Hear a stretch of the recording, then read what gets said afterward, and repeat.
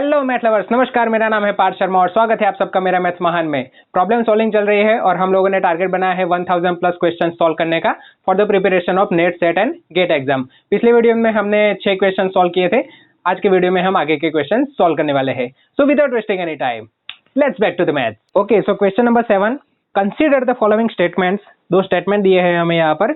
Parallelism of lines is an equivalence relation, ये first statement है। और दूसरा स्टेटमेंट है x related to y if x is a father of y is an equivalence relation. So which of the statements given above is oblique are correct? Option A statement 1 only, option B statement 2 only, option C both statement 1 and 2 and option D neither 1 nor 2। Okay, तो हमें यहाँ पे दो statement दिए हैं और दोनों statement में एक रिलेशन दिया है। स्टेटमेंट नंबर 1 में पैरेललिज्म ऑफ लाइंस, मतलब कि लाइंस सब पैरेलल्स होगी, वो एक रिलेशन दिया है।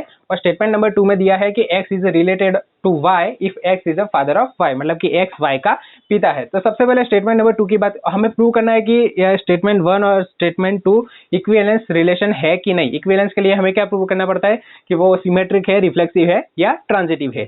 सबसे पहले स्टेटमेंट नंबर 2 की बात करते हैं तो x is a father of y। So clearly हमें यह देखता है कि x अगर y का पिता है तो y x का पिता नहीं हो सकता, y is a son of x होगा। Okay, so x R y related relation होगा तो y आर x रिलेशन नहीं होगा। क्यों? क्योंकि x y का पिता है तो y x का पिता नहीं हो सकता। सो ये सिमेट्रिक तो होगा नहीं, तो ये इक्विवेलेंस भी होगा नहीं। चलिए स्टेटमेंट नंबर 2 की बात तो चली गई। अब स्टेटमेंट नंबर 1 में देखते हैं कि पैरेललिज्म ऑफ लाइंस, मतलब कि सभी लाइंस पैरेलल होनी चाहिए, ये रिलेशन हमें दिया हुआ है। तो हमें क्या प्रूव करना है कि वो इक्विवेलेंस रिलेशन है या नहीं। तो सबसे पहले हम क्या प्रूव करेंगे कि वो रिफ्लेक्सिव है या नहीं। अगर हम एक ही लाइन ले लेते हैं x, लेट्स से x नहीं l, ओके, लाइन l, तो वो लाइन खुद की पैरेलल तो हो गई। Okay, so l is parallel to l, तो ये क्या होगा, रिफ्लेक्सिव तो होगा ही। सेकंड बात करते हैं कि सिमेट्रिक होगा कि नहीं होगा। हम दो लाइन ले लेते हैं, ये L और ये let's say M। L is parallel to M, तो हम ये भी कह सकते हैं कि M वो L को भी पैरेलल है। सो M पैरेलल टू L, सो ये सिमेट्रिक हो गया। ओके, लास्ट हमें क्या प्रूव करना है कि वो ट्रांजिटिव है कि नहीं। उसके लिए हम क्या लेंगे, if L is parallel to M and M is parallel to N। अगर लाइन L M को पैरेलल है और लाइन M वो N को पैरेलल है, तो ऑब्वियसली लाइन L वो भी N को पैरेलल ही होगी। So L is parallel to N, therefore it is transitive and hence statement number 1 is a equivalence relation. Clear? So let's solve next question. Okay, so question number 8 is the function r to r defined by f of x is equal to x square plus 1 whole raised to 35 for all x belongs to r। So हमें क्या prove करना है कि ये function 1 1 है या 1 2 है या बोथ और नाइदर 1 1 नॉर 1 2। ओके, तो हमें यहाँ पे फंक्शन दिया है f वो r to r और f of x is equal to x square plus 1 raise to 35। हमें क्या प्रूव करना है कि ये फंक्शन 1 1 है या नहीं है या फिर 1 2 है या नहीं है। ओके, 1 1 के लिए हम सबको पता है क्या करना है। अगर x1 does not equal to x2 हम लेंगे, therefore f of x1 does not equal to f of x2 होना चाहिए, आना चाहिए। ओके, लेट्स से हम यहाँ पे x1 इज इक्वल टू 1 ले लेते हैं। सो f of 1 क्या आएगा, 1 स्क्वायर 1 1 प्लस 2 रेज टू 35 और x2 इज इक्वल टू -1 लेते हैं। सो f of -1 क्या आएगा, -1 whole square is equal to +1 एंड 1 + 1 is 2 and this is also 2 raise to 35। पर यहाँ पर आप जैसे देख सकते हैं कि x1 does not equal to x2, पर हमें यहाँ पे क्या मिला, f of x1 is equal to f of x2। So ये 1 1 तो होगा नहीं। सो दिस इज नॉट 1 1 1 1 नहीं है। ओके, तो चलिए अब प्रूव करते हैं कि ये ऑन टू है कि नहीं। ओके, चलिए अब देखते हैं कि फंक्शन ऑन टू है या नहीं। ओके, ऑन टू के लिए क्या करना पड़ता है कि हर रियल नंबर की एक प्री इमेज होनी चाहिए। चलिए हम f of x यहाँ पे दिया हुआ है x square plus 1 raise to 35, उसको हम y ले लेते हैं।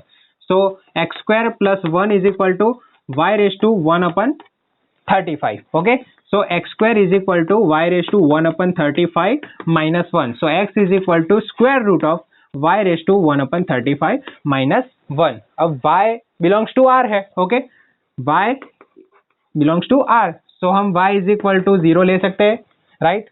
सो x is equal to 0 इसमें पुट कर दीजिए. सो ये क्या हो जाएगा, 0 raised to 1 upon 35, so is equal to 0 and minus 1. So there is square root of minus 1, but this does not belongs to r because it is a complex number. So ये 1 2 होगा नहीं,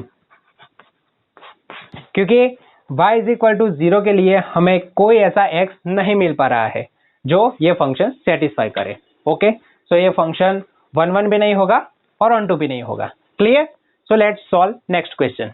okay, so question number 9.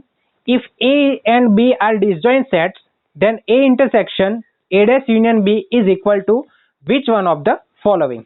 Option A is 5, option B is A, option C is A union B and option D is A minus B dash. So यहाँ पे question number 9 में हमें दिया है कि A and B are disjoint sets. उसका मतलब क्या होगा कि A intersection B is empty set. Okay, A और B का इंटरसेक्शन नहीं होता, दे आर डिसजॉइंट. और हमें फाइंड क्या करना है, A intersection A dash union B is equal to what. So चलिए, सबसे पहले तो हमें पता है कि by distributive law A intersection A dash union A intersection B. अब इसका तो हमें पता ही है, A इंटरसेक्शन B मतलब 5, क्योंकि हमें कंडीशन में ये दिया है. और A इंटरसेक्शन A डैश मतलब कि क्या होगा, मान लो कि ये सेट A है, सबसेट ऑफ यूनिवर्सल सेट, तो ये क्या होगा, A डैश बाहर का भाग, तो दोनों का इंटरसेक्शन क्या होगा, 5. तो 5 यूनियन 5, आंसर क्या आएगा, 5. तो करेक्ट ऑप्शन कौन सा है, option number A, 5. Clear? So let's solve question number 10. Okay, so in question number 10, let u be the set is equal to 1 2 up to 20. Let a, b and c be the subsets of u. Let a be the set of all numbers which are perfect squares, b be the set of all numbers which are multiples of 5 and c be the set of all numbers which are divisible by 2 and 3. Consider the following statements. First statement is a, b and c are mutually exclusive. Second is a, b and c are mutually exhaustive. And third statement is the number of elements in the complement set of A union B is 12. So which of the statements given above the correct? Okay, so in question number 10 हमें यहाँ पे दिया हुआ है एक set, universal set भी कह सकते हैं, U is equal to 1 2 3 up to 20. और 3 सेट दिए हैं A B C which is subsets of U. Set A क्या है, परफेक्ट स्क्वायर्स. तो परफेक्ट स्क्वायर कौन से हो गए, जो A इसका सबसेट है. ओके, सो 1 to 20 में परफेक्ट स्क्वायर कितने होंगे, पहले तो 1 4 9 and 16, तो ये बन गया set A. Okay, set B क्या है, multiple of 5. Okay, so that is easy, 5 10 15 20, subset of U. Okay, और set C is equal to divisible by 2 and 3, मतलब 2 से भी डिविजिबल होना चाहिए और 3 से भी डिविजिबल होना चाहिए. दैट मीन्स 6 से डिविजिबल होना चाहिए, 2 into 3 6 से डिविजिबल होना चाहिए. सो वो 6 12 and 18. तो हमें ये 3 सेट मिल गए, ए बी एंड सी. अब 3 स्टेटमेंट दिया है और ये तीनों स्टेटमेंट में से कौन से स्टेटमेंट राइट है वो हमें चेक करना है. Statement first is A B and C are mutually exclusive. Exclusive means they are disjoint. Prove करना है कि A intersection B intersection C is equal to 5. Okay, so हम यहाँ पे क्लियरली देख सकते हैं कि सेट ए, सेट बी और सेट सी में से कोई भी एलिमेंट ऐसा नहीं है जो तीनों सेट में रिपीट होता हो. ओके, सो ये A intersection B intersection C is equal to 5, तो ये तो करेक्ट हो गया, right. Statement second, A B and C are mutually exhaustive. अब एग्जॉस्टिव क्या है वो हमने आगे के क्वेश्चन में देखा था, आई थिंक क्वेश्चन नंबर 3 में. एग्जॉस्टिव मतलब क्या होगा कि A union B union C is equal to the whole sample space होना चाहिए. और यहाँ पे क्या दिया हुआ है, यू. तो A union B union C हम करें तो हमें ये सेट मिलना चाहिए. ओके, सो ये सेट ए में एलिमेंट है 1. अब एलिमेंट 2 जो यू में है वो इन तीनों सेट में से किसी में भी नहीं है. ओके, सो हम तीनों का यूनियन करेंगे तो भी ये सेट नहीं बन पाएगा. So A union B union C does not equal to U। So ये करेक्ट नहीं है, statement number 2 is not right. Okay, third is number of elements in A union B complement. Okay, this is interesting. A union B means 1 4 5 9 10 15 16 and 20। So number of A union B क्या है? 1 2 3 4 5 6 7 8 is equal to 8। अब हमें क्या find करना है? Number of A union B complement. तो मतलब कि सेट U में से, मतलब कि सेट U के जितने भी एलिमेंट है उसमें से A यूनियन B के एलिमेंट बात कर दो। So number of U minus number of A union B, correct. So ये 20 माइनस 8 इज इक्वल टू 12। और स्टेटमेंट नंबर 3 में भी यहाँ पे दिया हुआ है कि number of A union B complement is equal to 12। So this statement number 3 is also right, correct. So statement 1 and statement 3 correct है। तो कौन सा ऑप्शन सही आएगा? Option number B, statement number 1 and statement number 3 is right. Clear? So let's solve question number 11। Question number 11, the function f of x is equal to e raise to x, x belongs to r। तो हमें क्या prove करना है कि function 1 1 है या 1 2 है, या 1 1 नहीं है या 1 2 नहीं है। Okay, so f of x is equal to e raise to x हमें फंक्शन दिया है। अगर हम e रेज टू x का ग्राफ देखें तो ये कुछ इस तरह से होगा, और इस पर से हम क्लियरली ये कह सकते हैं कि ये फंक्शन 1 1 है पर 1 2 नहीं है। ओके, क्योंकि ये कॉन्स्टेंटली इंक्रीजिंग फंक्शन है, प्लस कि x की कोई भी वैल्यू के लिए कोई ऐसा x नहीं मिलेगा जिससे y की वैल्यू 0 हो सके या नेगेटिव हो सके। आप क्लियरली यहाँ पे देख ही सकते हैं। अगर प्रॉपर मेथड से हम अगर प्रूव करें तो e raise to x1 is equal to हम e रेज टू x2 लेते हैं। This is nothing but the f of x1 is equal to f of x2। तो इस पर से हमें क्या मिलेगा? x1 is equal to x2। Simply आप लॉग लगा के भी ये ला सकते हैं। तो ये तो क्या हो गया? 1 1 हो गया, मतलब ये e रेज टू x 1 1 है, पर ऑन टू नहीं होगा। क्यों? क्योंकि e raise to x is equal to हम y लेंगे तो कोई भी ऐसा x हमें नहीं मिलेगा जिससे y की वैल्यू 0 हो सके या फिर लेस देन 0 हो सके। Okay, so codomain does not equal to the range, so this function is not onto. Okay, so कौन सा ऑप्शन राइट आएगा? Option number C, 1 1 but not onto. Easy. So let's see question number 12. Okay, so question number 12 is that if A is equal to power set of set 1 2 where P denotes the power set, then which one of the following is correct? Okay, so इस question में हमें एक set दिया है A, which is nothing but a power set of this set whose elements are 1 and 2. P denotes the power set, और हमें बताना है कि इन चार ऑप्शन में से कौन सा ऑप्शन राइट है। Okay, power set is nothing but a power set of a set is a set of all subsets of the set. Confuse हो गए? Let me explain. चलिए एक सेट ले लेते हैं B, यही वाला सेट ले लेते हैं whose elements are 1 and 2। Okay, सो इसका पावर सेट हमें फाइंड करना है, तो B के जितने भी सबसेट्स है वो हमें फाइंड करने हैं। सबसे पहले तो empty set is subsets of all sets, और ये सेट खुद का सबसेट होगा। Okay, so 1 2 singleton set 1 and singleton set 2। अगर हम इस सारे सबसेट्स का एक सेट बनाएंगे तो वो हो जाएगा power set of B। Okay, so power set of the set is the set of all subsets of the set. Okay, clear? और जैसे कि हमें पता है कि कोई सेट में अगर n एलिमेंट्स हो तो टोटल नंबर ऑफ सबसेट्स कितने होंगे? 2 रेज टू n। यहाँ पे कितने एलिमेंट है? 2, तो ये कितने हो जाएंगे? 2 raise to 2 is equal to 4, और 1 2 3 4 4 एलिमेंट्स है। ओके, और इस क्वेश्चन में देखें तो ये क्या हो जाएगा? इसको नाम दिया है सेट A। ये जो सेट है इसको नाम दिया है सेट A। ओके, सो बस हमें अब यही देखना है कि इन चारों ऑप्शन में से कौन से ऑप्शन राइट है। सबसे पहले तो ये देखिए कि 1 belongs to A, that is wrong, क्योंकि यह singleton set 1 belongs to A होगा, और ये empty set does not belongs to A, which is obviously wrong, क्योंकि एम्प्टी सेट हर सेट का सबसेट होता ही है। ओके, सो ये दो ऑप्शन रहे, option A and option D। अब यहाँ पे देखिए ये जो सेट 1 2 है ये A का एलिमेंट है। अब ए का सबसेट नहीं है। जैसे कि ये 1 बी का एलिमेंट है, हम ऐसे लिख सकते हैं 1 बिलोंग्स टू बी। हम ऐसे नहीं लिख सकते कि 1 सबसेट ऑफ बी, नहीं। अगर कोई सेट किसी दूसरे सेट का सबसेट होगा तो ही हम इसको ए सबसेट यू ऐसे लिख सकते हैं। पर यहाँ पे सिंगलटन ये जो सेट है 1 2 ये ए का एलिमेंट है। जैसे कि ये सारे एलिमेंट है, एम्प्टी सेट, ये सिंगलटन सेट 1, सिंगलटन सेट 2, ये सारे क्या है, ए के एलिमेंट। सो हम क्या लिख सकते हैं, 1 2 बिलोंग्स टू ए। सो कौन सा ऑप्शन राइट आएगा, option D is right, option A wrong है। Easy. So let's solve next question.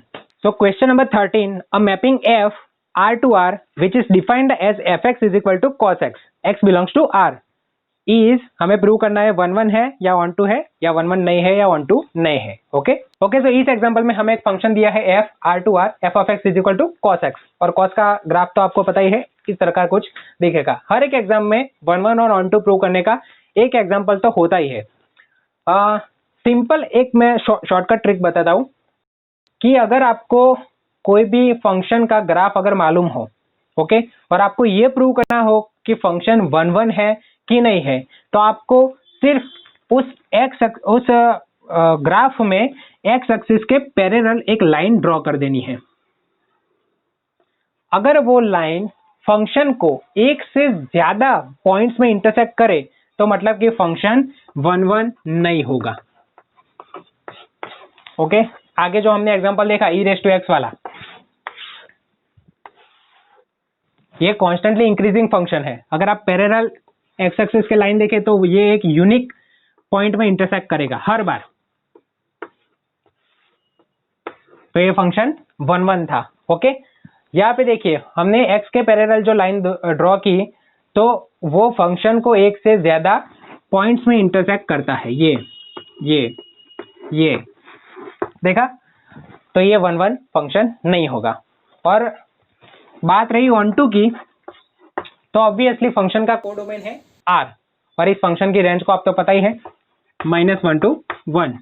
So range is not equal to codomain, so ये 1 2 नहीं होगा। So f of x is equal to cos x is neither 1 1 nor 1 2। Easy. So let's solve question number 14। Example number 14, if number of a is equal to 115, number of b is equal to 326 and number of a minus b is equal to 47, then what is number of a union b equals to? Okay तो यहाँ पे हमें number of a, number of b और number of a minus b दिया हुआ है और हमें फाइंड करना है number of a union b।